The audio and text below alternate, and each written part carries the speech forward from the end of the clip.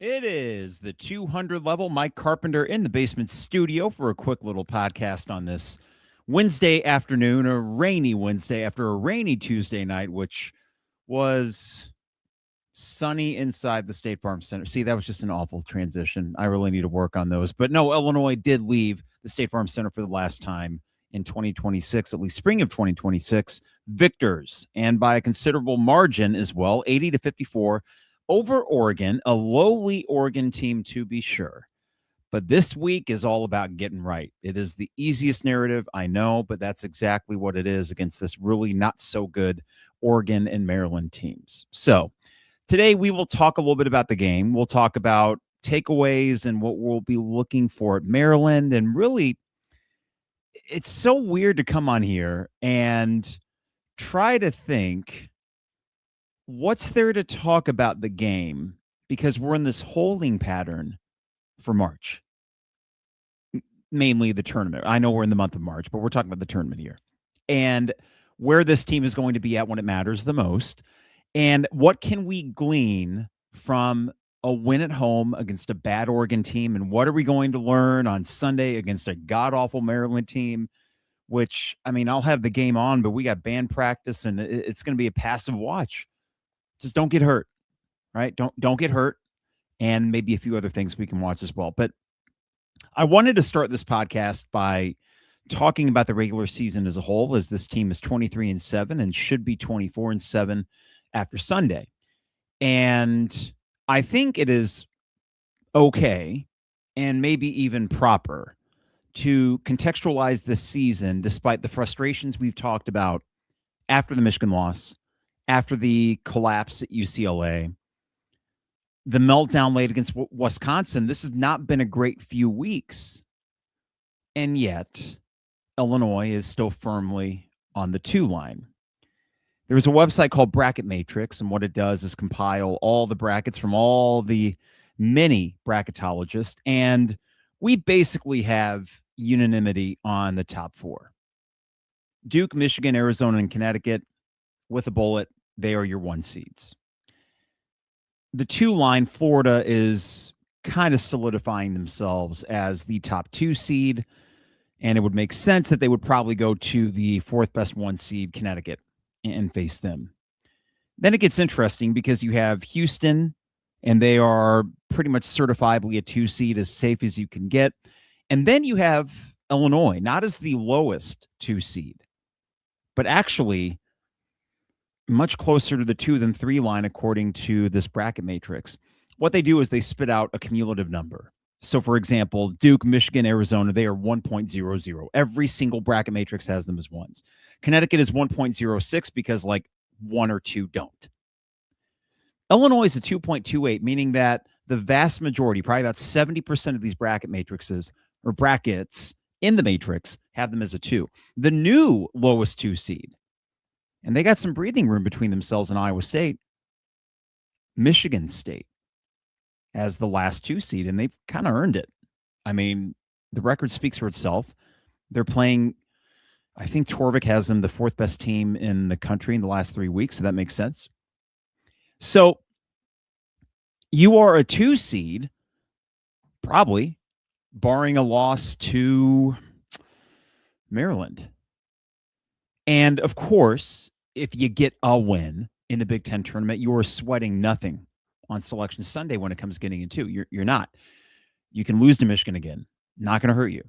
You beat them, then maybe you jump up one of those higher 2 seeds and maybe get to face Arizona or Connecticut if it came down to it. But I bring that up because I have spoken on here about my distrust in Brad Underwood when it comes down to March. And last night, notwithstanding, that hasn't changed. But it's the 2 truths that I've often talked about, is acknowledging that objectively, he has accomplished a lot here and raised the bar considerably. So we have this team. You know, we entered the year thinking, okay, just be better than last year. Well, we can check that off the list. They are certifiably a better team than last year. So they did get better. They did learn some things as a coaching staff, the do's and don'ts. Well, now that that's checked off, the next step is March success, and that is the TBD. But if we take the next step, it would be regular season success. Michigan was a juggernaut. That does not excuse what I thought was a C performance from Illinois Friday. Lifeless in aspects that it should not have been. But Michigan is just one of those once in a decade kind of teams that just would not be denied. Everything could have won Illinois' way. And if they played Michigan 10 times at home, they would have won 2, maybe. And at Michigan 1 out of 10. I mean, this is just a team that is 1A and 1B with Duke to win the whole thing. So that's what it is. It sucks, but that does not necessarily take away from what is objectively a good job by Brad Underwood. We did discuss last week about how there are certain things he could have done, specifically Morez, that would have maybe flipped these fortunes a little bit, because that guy is a key cog and he should have been a key cog for you. But that not being the case, looking at the team that you do have, you are good. You're very good. And you have a chance to make a run. And as a 2 seed, all the better a chance to do so, with hopefully a game in St. Louis. And if you can do what you got to do and maybe stave off Michigan State, though maybe Michigan State would choose another regional site because St. Louis is a long ways away from East Lansing.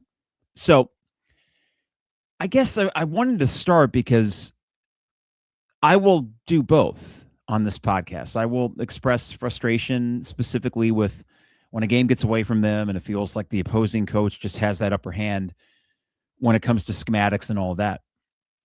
But I cannot deny the fact that Brad Underwood assembled yet another very good roster. He has a floor here that is, you're going to make the tournament. That is the floor. And that is not a gimme for 95%, if not more, of schools. It's just not. You know, I've been asking myself, what am I okay with? I've done this with football. I have said and will continue to say, if they give me 8 wins a year on average, I'm good. I don't need national titles. I don't even need Big Ten titles, not for Illinois football. And that is certainly an example of, you know, different expectations for different programs, historical context, all that. So with basketball, what is it for me? I've asked this hypothetical of you, the listener and viewer, before, is what would you need in order to be happy with things? And I think that is the tricky question to answer. That is the dilemma that I've yet to figure out myself, because the subjectivity of fandom, we want more. And you can go to any fan of any professional or collegiate team, no matter what level of success, they want more. You think Alabama fans, after not winning a national title under Nick Saban, even though they won one the year before, were like, it's fine. No, they were probably disappointed and they probably wanted to repeat. There's a sliding scale that happens with any fandom. You achieve a level of success, you want the next rung, you want to get there. But it occurred to me, and I was talking to Jeremy yesterday because he stopped by the class I teach over at the U of I. And he stopped by and we were talking on the way out as he was going to head right to the stadium after that, about 5. And as he said, and I've said before, and I've tried to not say it too much at risk of sounding like I'm living in the past, man. It's Loyola.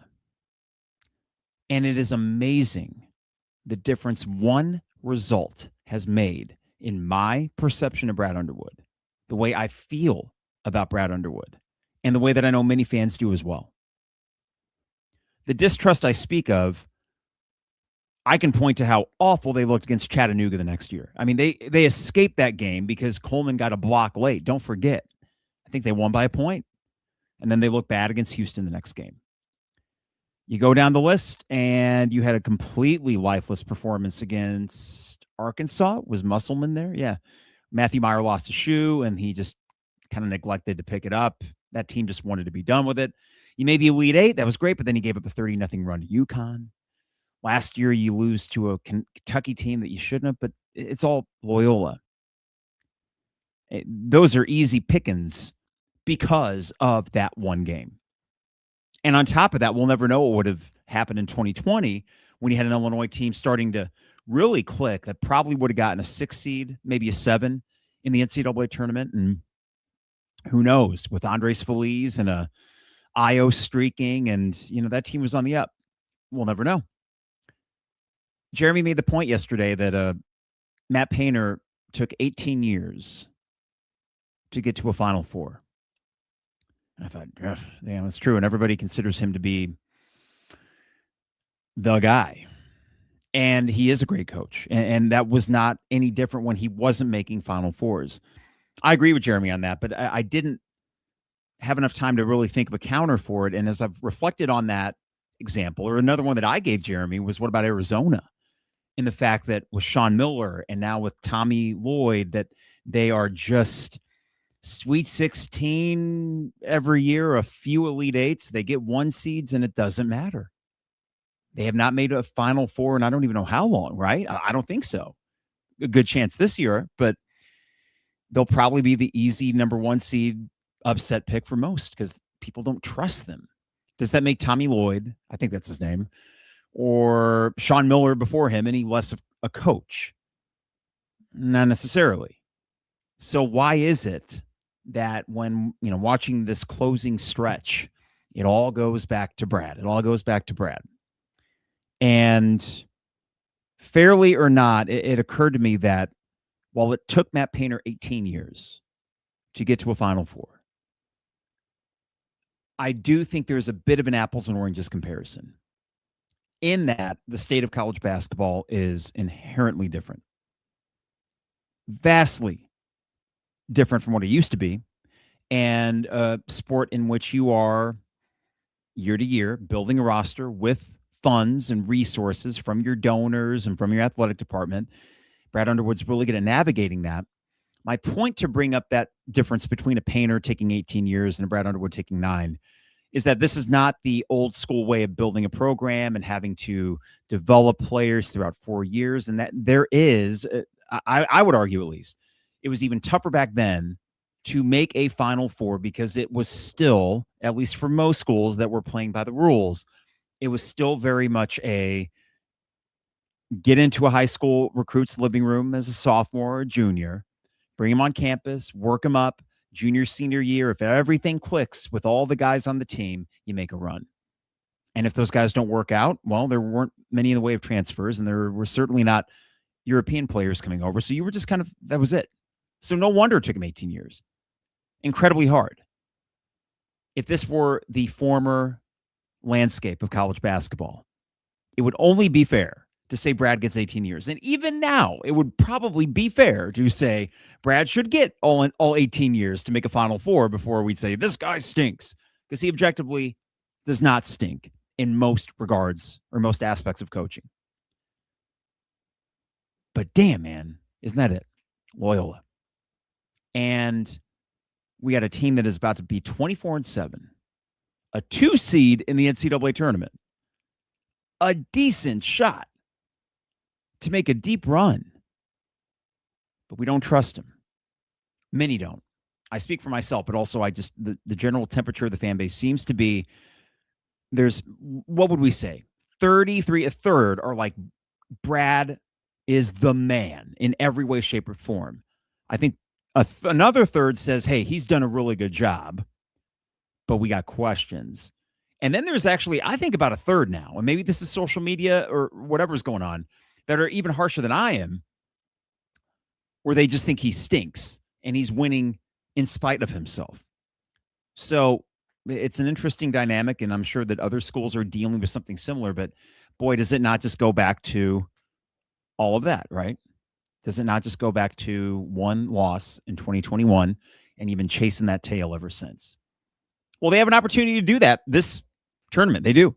And we'll see if they actually get it done. But before we get too far into this, and we will talk the Oregon game, we will talk Maryland, whatever we can coming up, and the Big Ten tournament and what we do or don't really care about going into that. Before I get too far ahead of myself, got to remind you the 200 level is brought to you by Hamilton Walkers, steak, seafood, and spirits right in the heart of downtown Champaign. Hamilton Walkers, 5-star dining experience, not necessarily 5-star prices. I mean, to give you an example, if you want a hamburger and fries, they got a burger fries plate, heaping serving, $20. And this is no ordinary hamburger. I mean, this is made from scratch, like everything in their kitchen. To me, what separates Hamilton Walkers from the other places in town, and there are many good restaurants in Champaign. We have a pretty high hit rate with those. The service and the feeling that you're getting doted on by really good servers, the feeling that, or the taste, I should say, of your old fashioned, which says these bartenders know what they're doing. It really starts from the moment you walk in and you get to the host stand, and you can see my face, my mug behind there, along with Lon and Trevor and Harry from back in the Tay and Carp days. And you can sit in the beautiful dining room, which is nice and cozy, a little bit dimly lit with I love the circular booths. I love a good booth. Or if you want a more casual dining experience, they also have the front room with the bar, tiled floor, black and white, kind of takes back to the 1920s. Great aesthetic, great food, great service. My favorite place in town. That is Hamilton Walkers. State Farm agent Brian Hansen online at brianismyguy.com. Life, auto, home, business renters, you name it. Brian is my guy, and it can be your guy as well at brianismyguy.com. Dogtown Heating, Gear, and Plumbing, your home's best friend. Give them a call at 217-841-4728 and join their maintenance program. No overtime or weekend fees. Guaranteed same-day service with Dogtown Heating, Gear, and Plumbing. And finally, Owen Builders, LLC. Online at owenbuildersllc.com for your next home improvement project. Check out a gallery of their work online and get a free quote while you're there at owenbuildersllc.com. All right. Got a comment here. A few, actually. One from Jacob. We want at least a Final Four soon and a national title at some point. Well, I mean, that is really it, Jacob, is a national title, which is the big albatross on this program. And Brad Underwood, I mean, if the idea is bites at the apple mean the most, then you should be very happy with Brad Underwood. I think where we meet that kind of crossroads is that, yes, we're getting bites at the apple, but are we feeling as if those bites are being maximized, if that makes any sense, when you actually get there? And I think that's a fair question given the March performances and why, last night was a weird experience of watching a game and enjoying it and, having fun when, God, the 21-0 run, just the frenetic rally that they went on when it was kind of a ho-hum first 4 or 5 minutes where you were down 9-3 to start. So there was fun within it, Jacob, and yet there's all this, all right, let's just get to March. Let's hit fast forward and get there. And I'm trying to caution myself on that because teams that are this good don't come around all that often. So I want to enjoy each minute. And I've enjoyed most of this season other than, the last few weeks have been trying because we know how good this team is. And if they're not top 4 in the country, which we know for sure they are not now. But they're top 10. I mean, every metric says this is for sure a top 10 team in the country. That doesn't happen all the time. That hasn't happened a whole lot in Illinois basketball's pretty storied history. But, that's the weird crux of it, Jacob, is that is the truth. And you mentioned what you want and what most fans want, a Final Four. Well, listen, guys, if Brad Underwood gets the Final Four, we're happy as pigs and shit. I mean, we just are. And like I said, I will help build the statue over there because he would be the most accomplished coach in Illinois history at that point. He would have matched the Final Four that Lou Henson got. He already has as many Big Ten championships, and he's got the Big Ten tournament banners. Yeah, I'll build him a statue. The national title thing, Jacob, that'll happen when, and hopefully a case of when and not if it happens. This is from M. Brotz. I don't know why I have a hard time saying your name, M. Brotz. That's my apologies. How many teams do we think can beat us? So why does seeding really matter? Seeding matters in this regard. 1, a 2, I think, gives you the option to pick where you play your first 2 games. St. Louis, to win 2 games there in front of friendly crowds to get to the second weekend seems pretty good. Wherever you go the second weekend, that doesn't really matter to me.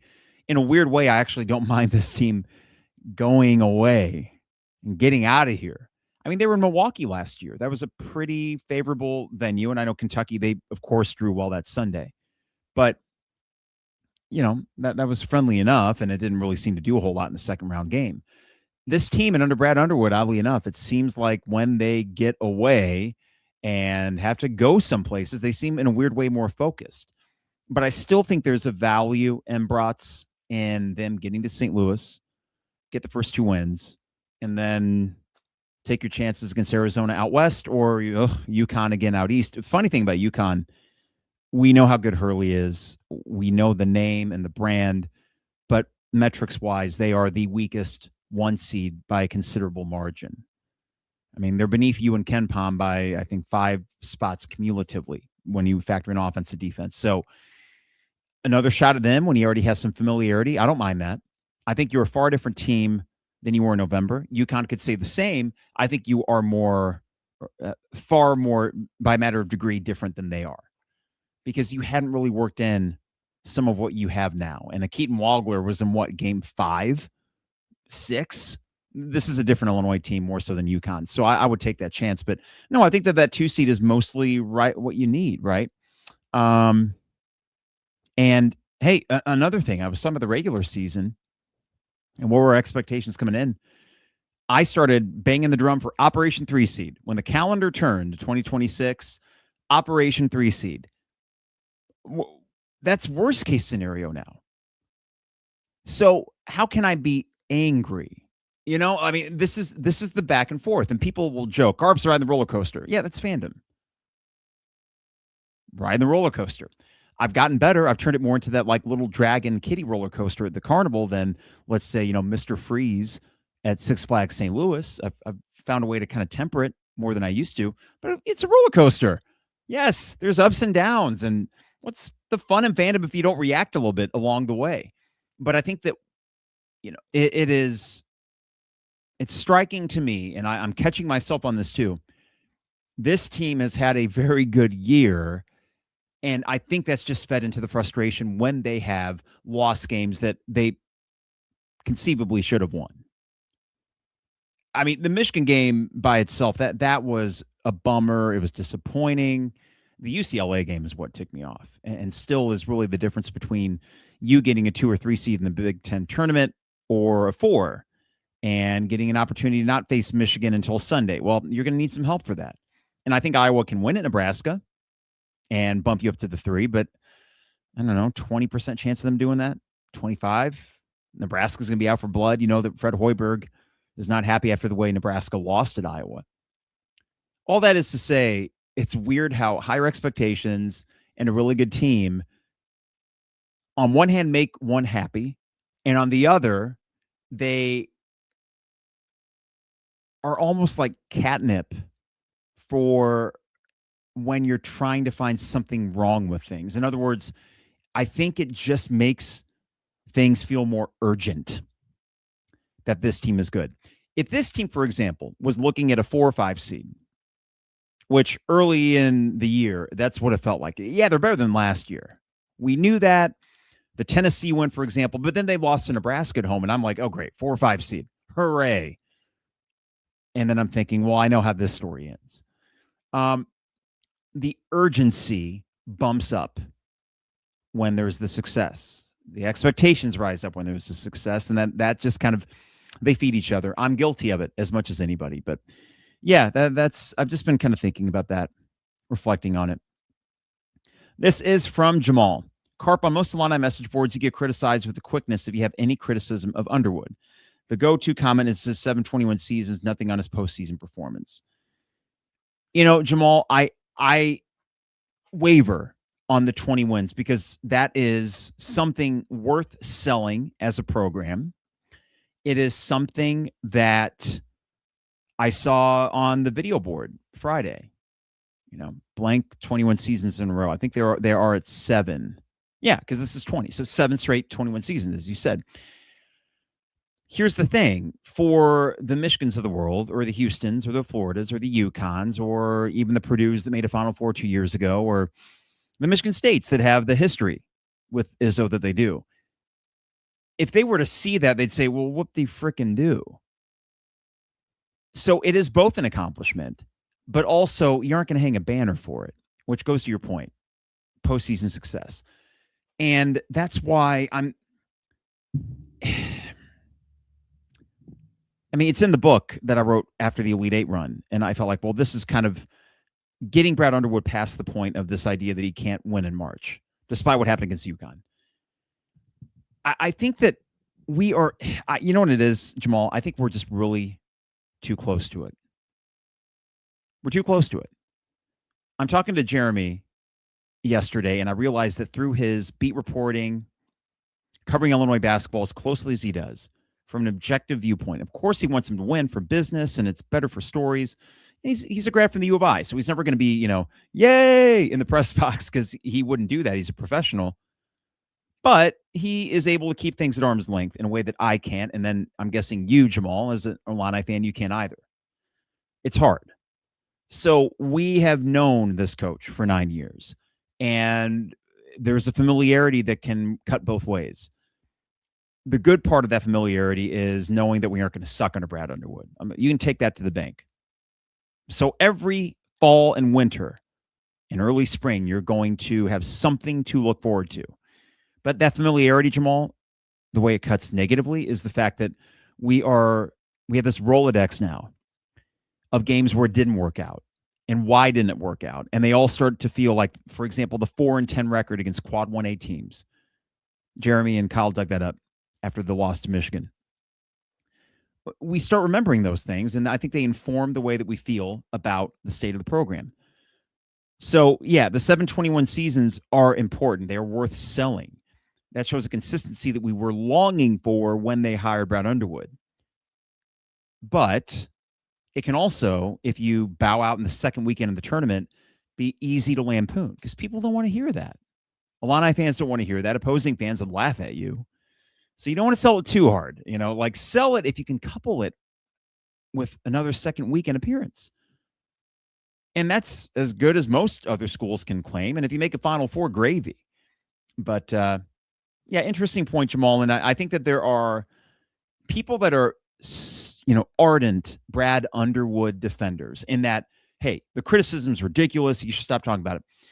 I understand where they're coming from. I think that what I have done or try to do is couple, hey, this is really good, but, and try to be as incisive as I can about what is bothering me. And I also, from a subjective standpoint, acknowledge that personality-wise, I'm just not a huge fan of that style.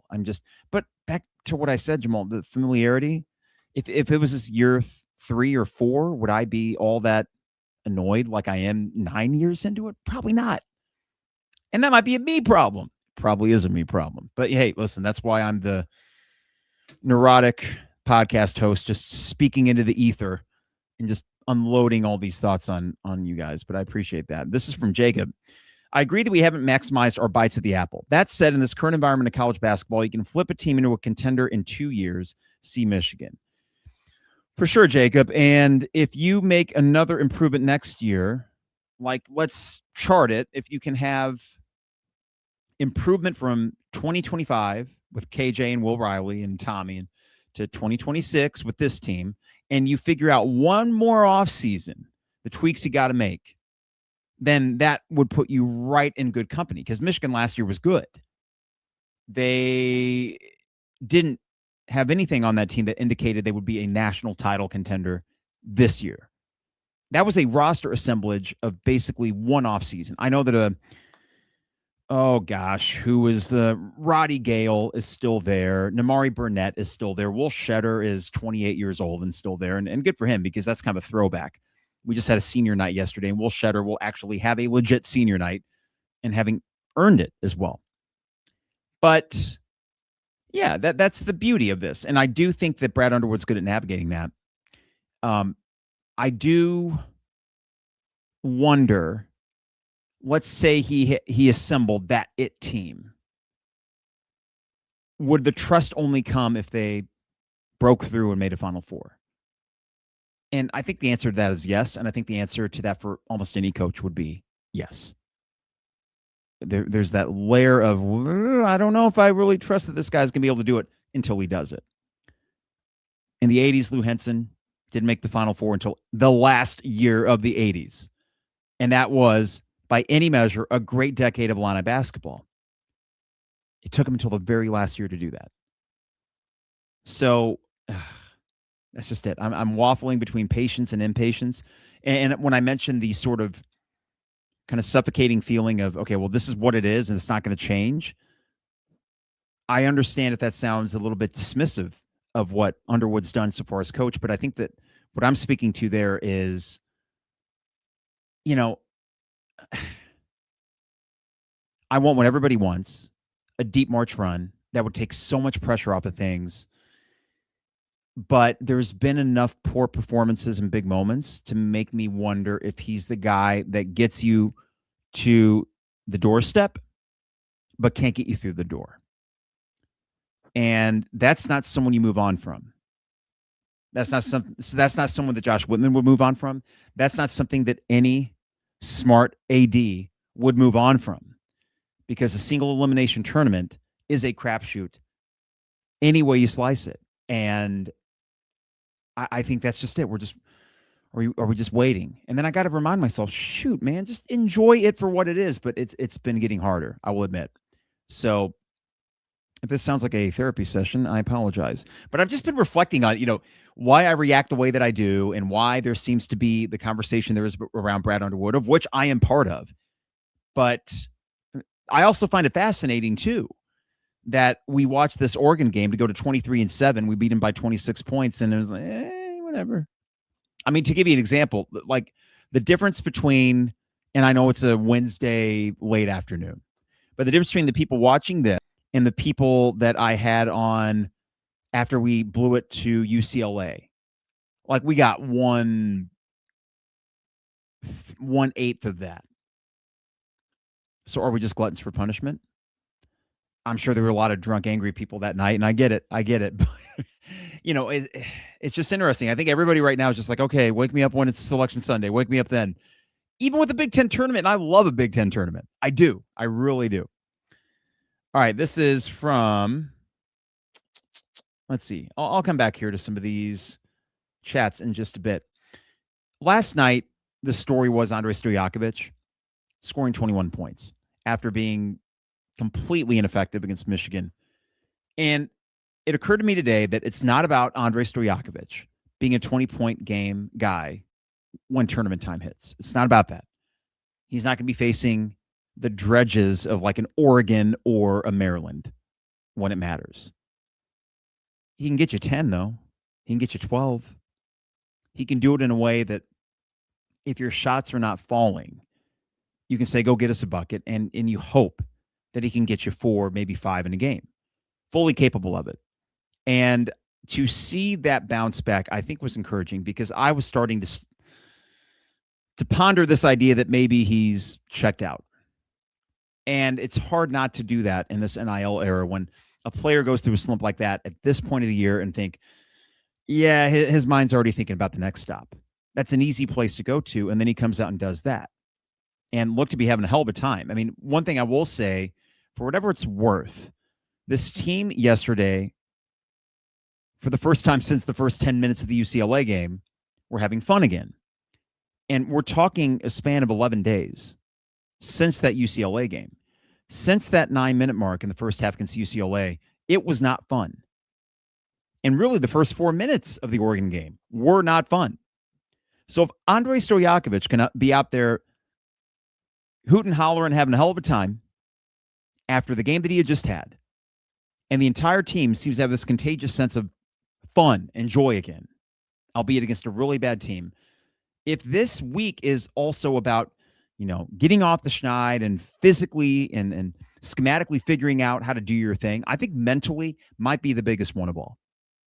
Because when this thing was clicking in, let's say, January through the first week or so of February, when this thing was clicking, there was an easygoing nature about this team. They were focused, but they weren't too tight. They weren't too heavy. There was a lightness about their focus and an unflappability that probably came because they were having fun playing basketball with each other. If that sounds a little bit goofy, I understand. But to see Andre playing the way that he did yesterday and looking the way he did was very encouraging for him. But then you saw kind of percolating through the rest of the team. Mirkovic was great. He's had 2 good games in a row. The UCLA game was a stinker, admittedly. He seems to be on 5 games, 1 off game kind of guy. I trust him going into March when you are not playing the Michigans or the UConns or the, Dukes or Arizonas, right? I trust that Mirkovic is going to be that dude. And then we'll see what happens when you face an elite team that would be the ones in your way of getting to maybe a Final Four. But 19 points, 7 boards, ho-hum. Just so fluid out there. His 3-point shot looks so good. And I will hit this for the next month. I don't care what you got to pay that guy. He needs to come back next year and be your focal point. There are things he can do that I would tell him the keys to the car are yours, Merk. They are yours. Not that he's going to be point forward, Scottie Pippen style, because we say point forward, and I just can't help but romanticize that notion, having grown up with the Bulls in the 90s. But why not? He is an impossible matchup in some ways, and he's only going to get better. He's remarkably skilled. There's still some raw talent there, but what I think I love the most about him is there is a motor to his game, and he just goes for it. So the positives yesterday were Stojakovic looked great. Mirkovic is still a dude. Big Z had a nice game as well. And I think that defensively, being his disruptive self is what is going to be asked of him when it comes down to it. But most importantly, if he can get you a few points, and I know the 3 still aren't falling. Did he get 1 yesterday? I'll have to look that up. But this alley-oop thing, I want you guys to watch as we go forward, because Illinois is hitting that at an extremely high clip in the last 3 weeks. And this is after a run where he had a hard time corralling those. And he thought, oh my God, Big Z's got hands of stone. Well, they softened up in the last few weeks for these alley-oops. And that is a weapon. It is unguardable. And I will be interested to see if you don't get that twice a game going forward with some regularity. Let me just make sure if he didn't hit 3 last night. 3-point shots. 0 for 2. He is 2 for his last 18, I think. And Ivasic is 2 for his last. Tommy is 2 for his last 14. Let's transition. Oh, Ben Emrickhouse, too. Great game for him. That's all you need from him. Play defense. 2 for 4 from 3. Roll filled. Great. A block, too. A pretty nasty block. To me, going forward, Keaton had 11 points. He'll be fine. We aren't worried about that. Kylan had a quiet night, but he sometimes does that and seems a little bit deferral to maybe an Andre who, I heard Jeremy and Kyle talking about this, and I guess it makes sense. I hadn't picked up on this in real time, but Kylan and Andre did not play on the court together that much. It makes sense because neither are great 3-point shooters. I think you'll see a good 5 minutes a game where they can do that. But really, other than that, are you going to see Colin for 30 minutes a game? I'm not so sure. And I don't think you're going to see Andre for 30 minutes a game. You're going to see some kind of split with them. So I'm not worried about Kylan because you know what he brings you. And I think depending on the matchup, and maybe the defensive matchup more specifically, you'll see an Andre against bigger guys if they feel like that length can bother them. And maybe a Boswell if they feel like his quickness can overcome maybe giving up a few inches to an opposing lead guard. But Tommy is the concern. And it's not just that he's missing shots. It's that it's in his head. And I don't know where his head is at. There's a detachment, it feels like, to his game right now that is not at all like what we saw last year. And I know that there was a transition phase when he got back from his illness. It wasn't just flip a switch, Tommy's back. But it was about this time he started clicking again. And maybe that can happen. Maybe Maryland is the one that gets him going and he has a good Big Ten tournament. But we are now potentially just 2 games away from playing in the NCAA tournament. There's a chance that you play Maryland and 1 game in the Big Ten tournament, and that's it. So time is running out to get him rolling before it matters the most. And I think it's just getting a solid shooting performance against Maryland. It's not about a 30-point coming out party. Give us 12 on 2 of 4 from 3 and a couple around the basket, a couple free throws. I'd love to see the game around the basket be a little bit more of a go-to because he isn't that bad around the basket. He has a nice little hook, good touch around the rim. He's got a height advantage against most people. So I'd like to see a little bit more of that. But it's the detachment. I don't really know what's going on for someone that was so good last year and has had a weaker sophomore effort. Efficiency-wise, for sure. I'm not sure about, gross point total. But efficiency-wise, yes. It's not as good as it was last year. And he's such a weapon. I mean, if he's hitting threes, everything changes. And isn't that both the exciting and also terrifying thing about this team? Last year was similar in that if they're making shots, good luck beating them. But they had too many other flaws that they could make a decent number of shots and they would still find a way defensively, especially to screw things up. This team has tied up a few of those loose ends a little bit better. But if they're hitting shots, they'll be in the Elite Eight. And then it will just be a question of how high of a percentage can they hit shots against a truly elite team. Thank your lucky stars. It won't be Michigan.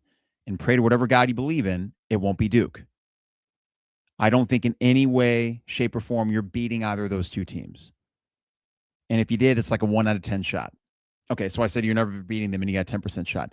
I think hyperbole would be saying you were not going to beat them, but we know how it is. Even in college basketball, where fluky things can happen, sometimes these teams come around that are just true blue championship contenders. And Duke and Michigan is not all that dissimilar. And you can go look at KenPom. These two teams are rated higher than UNC and Illinois in 05. And they have separation between them and everybody else in college basketball this year, much like UNC and Illinois back in 05. I would put decent money on those two teams meeting in the national championship. I hope whatever the selection committee does, they put them on opposite sides of the bracket because that should not be a semifinal matchup. That would be a crime to both teams for the seasons they've had. But man, if this Illinois team hits shots, god dang, they can beat anybody. They can. So, and then Brad looks like a genius. He got all these shooters. I mean, that's the thing, though, is last night you won 80-54, despite shooting, what was it, 25% from three? I mean, oh my God, you could not make a three-point shot to save your life. 10 for 36, so you were 28%. You shot 41% for the game. Oregon shot 33. So there you go. But what did you do? You rebounded. You scored around the basket. You made your free throws, 12 for 14, so not a crazy amount. You didn't turn the ball over. Yeah, 36 points in the paint. You just didn't make threes, and if you make a few more, then you got a hundo. It's a laugher, and it already kind of was. So that's a bad Oregon team. That doesn't necessarily translate to teams you will face in the tournament. But there are not a lot of, let's say, teams on the 10 line or the 7 line that are concerning. To give you an example, if Illinois holds on to a 2 seed, the 7 line on Bracket Matrix is looking like this. Wisconsin, but they would not put you in their pod. St. Mary's, please. Bring it. Villanova. Okay. Utah State. Maybe St. Louis, and watch them get cute. Illinois, St. Louis, and St. Louis. Be ready. Be ready for that. What is it? March 4th. Bookmark it. Timestamp it. Yeah. Illinois, St. Louis, 2 versus 7 in the second round. Miami, Florida, whatever. Your 10 seeds, if they happen to beat a 7, are looking like, and this is where it's a muddled mess. You got the Texases of the world, Missouri, maybe SMU, a UCLA, but they wouldn't be in your bracket. So, Miami of Ohio, but I don't know, probably not. When this team does what they did last night, albeit against an awful team, not make shots, but still be efficient offensively, that I think bodes well for these lesser thans, for lack of a better word. a 7-10. And if you're out there screaming at your radio or your Bluetooth earbuds, Carp, we lost to the likes of a Wisconsin and a UCLA, a 7-10 as they're projected right now. Absolutely. And that's troubling. But this leads me to my last point and why I was somewhat encouraged by last night. They had more fun. They were looser. They were smiling again in a way that they hadn't since the first 10 minutes of UCLA. A weight seemed to be lifted off, and Maryland should hopefully do more to aid you with that. They were playing hard. When the subs came in at the 15-minute mark, that was when the game officially started. And from there, I thought Illinois had a consistently great effort. There was a little bit of a slide there where I think Oregon got it within 15 or maybe 13 with 12 to go in the second half. But then click, on you went again, another big run, put them away. I thought the effort was there. I really did. And some of these long rebounds Oregon was getting were uncharacteristically long bounces. So I didn't view that as an effort thing. I think that is the thing that I will be watching the most. This team, if they have the urgency about them, will make the second weekend. They would beat themselves if they don't get to the second weekend. And that would be a major indictment on them and on the coaching staff. As frustrated as I can get with Brad Underwood, I don't see that happening because I think the talent and this offensive system are enough to overcome that, even in a game against a 7-10 where you were not playing your best. I think Illinois is firmly among that second tier of teams. But the first, that's where it gets dicey. And in order to beat a team like that, you need both the effort and you need a hot shooting night, which this team can do. And that's why, as frustrating as the last few weeks have been, shoot your shot. And you got a decent shot this year, even after all of that. Do I trust them? No. I said that after Friday. I don't, to make a Final Four for sure. And after people were saying, well, you might play Michigan twice more. No, I don't think so. But that said, this team, if everything bounces right, could make a Final Four. Why not?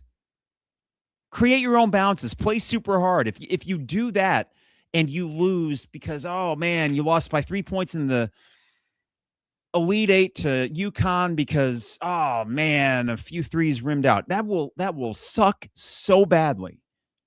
But we're not going to come on here, and fans aren't going to go on the message board saying this team blew an opportunity. I don't think they would. I don't think in good conscience they could do that. But we'll know it when we see it. Is it an end to the season where they shot themselves in the foot? Or is it an end to the season where, man, you gave it your best effort, you ran against a buzzsaw, and unfortunate, but still, hey, successful year. We aren't that far away. I mean, it's March 4th as we're recording this. So, yeah, it's about time. Maryland, we are not going to do a live pod because, I mean, come on. Who really cares? I mean, we'll be watching it, and that's good enough. And then we'll come back. I think Monday I'll do a podcast, and we'll look ahead of the Big Ten tournament bracket, which starts with 2 games on Tuesday, right? I mean, Tuesday, I think, is the start of this thing. That's where there's the triple bye as we know it. And I love the Big Ten tournament. We got parent-teacher conferences next Thursday, Friday. So Thursday, when I'm not conferencing, I'll have the games on. And then Friday, hope for the best around what will probably be a 1:30 tip-off if you do, in fact, get the 4 seed, which is likely, though. Watch that Nebraska-Iowa game because that would be the one thing to complicate that. All right, I appreciate you guys that are tuning in on this rainy Wednesday late afternoon into early evening. We're going to get out of here. And, yeah, Illinois smoked Oregon. There are positives. Still waiting for Tommy to come around. We're kind of we're treading water here a little bit. I hope that I'm not getting too repetitive, but I feel like I might be. So I'll try to do my best with podcasting. And certainly on Monday, we will be able to reflect on the Maryland game, whatever happened there. But more importantly, look ahead to the Big Ten tournament. I think there will be some more clarity as to, are you for sure a 2 seed regardless of what happens, or do you need work done in Chicago? But I appreciate you all for tuning in. I appreciate, of course, our sponsors like Hamilton Walkers in downtown Champaign, Steak, Seafood, and Spirits. My wife and I were talking about this. I think in a few weeks, We go out once a month for we had a date of the month that we met on our first date, so we go out that day of every month. And I think it's Hamilton Walker's time in the rotation. I got to get back there and get my bone-in steak, bone-in filet, medium. We get the steak fries, nice and crispy, fried to perfection. Best ketchup in the world. I'm not joking. I've never had better ketchup than the in-kitchen, scratch-made ketchup from Hamilton Walker's. Every detail that they go through, from the food to the drinks to the service, it really is a top-notch experience at Hamilton Walker's. State Farm agent Brian Hansen, online at brianismyguy.com. Life, auto, home, business, renters, whatever your insurance needs, visit online at brianismyguy.com. Dogtown Heating, Air, and Plumbing, your home's best friend. Give them a call at 217-841-4728 and join their maintenance program. No overtime or weekend fees, guaranteed same-day service at Dogtown Heating, Air, and Plumbing. And finally, Owen Builders LLC. I'm on at owenbuildersllc.com for your next home improvement project. Check out a gallery of their work and get a free quote while you're there at owenbuildersllc.com. All right, I appreciate you all tuning in. Yeah, Monday. We'll go Monday. Sunday, enjoy the game, 2 o'clock. It's going to be a beautiful day. And we got some warm weather coming up. So enjoy maybe grilling out after Illinois gets the win. Hopefully it's uneventful. Hopefully you stay healthy. That's all that I care about. I don't care about anything else of that game. Just win, stay healthy, move on, get some rest before postseason play starts. We're right there, and it's exciting, and this team is good, and they have a chance. Do I trust them? Not yet. Can they? Of course. So why not be on that side of it this year? Wouldn't that be nice? As Harry Black never, ever said, we're due. Maybe we are. Wouldn't that be fun? But in the meantime, have a great rest of your week. Have a great weekend, and we'll talk to you again on Monday. It is the 200 level.